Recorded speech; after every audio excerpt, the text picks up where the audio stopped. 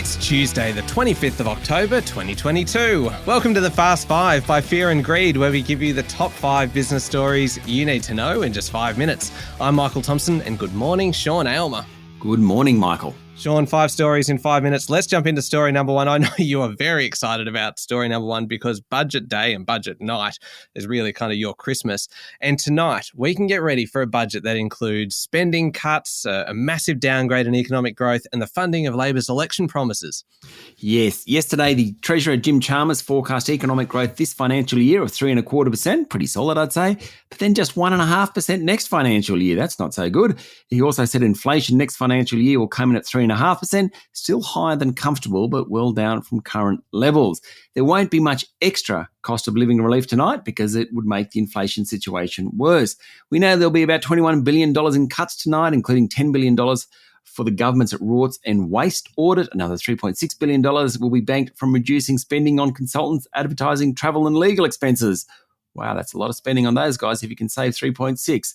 In terms of spending increases, the interest payments on Australia's debt will surge because of the higher interest rates.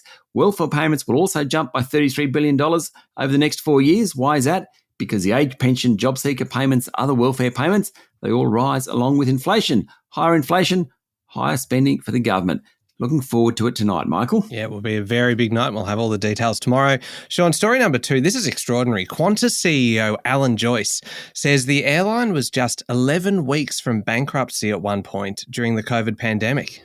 Yeah, speaking yesterday, he said there was a time when there was plenty of costs and no revenue and the carrier was burning through cash. At its worst, it had just 11 weeks of cash left.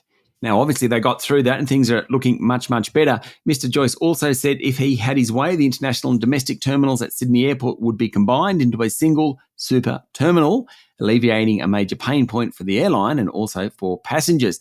He was speaking after figures showed that Jetstar, which of course is a subsidiary of Qantas, cancelled 10% of all domestic flights during September.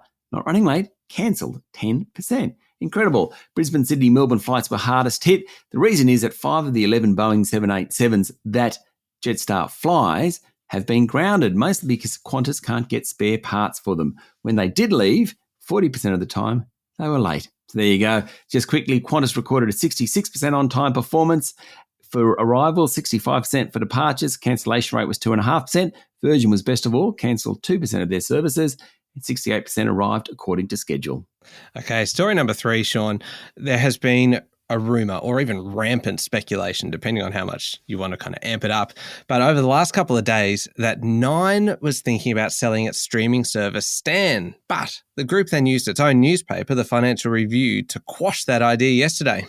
That's right. Stan, which was part of the old Fairfax, isn't for sale, but the service is open to a strategic partnership with international content companies, according to the report.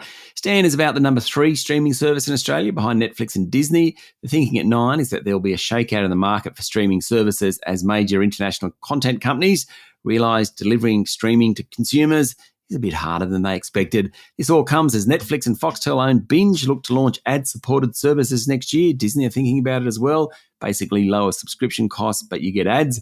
Clearly the market is maturing in Australia, Michael, and streaming services are looking for new ways to build revenue. Story number 4, Sean, I don't know about you, but when I think about mobile phone plans, I don't typically think about the big banks. But Commonwealth Bank has just launched a 4G and a 5G phone plan to both retail and business customers. That's right. It's teamed up with a telco called More, M-O-R-E, and anyone who signs up using a CommBank credit or debit card will receive up to 30% off their plan.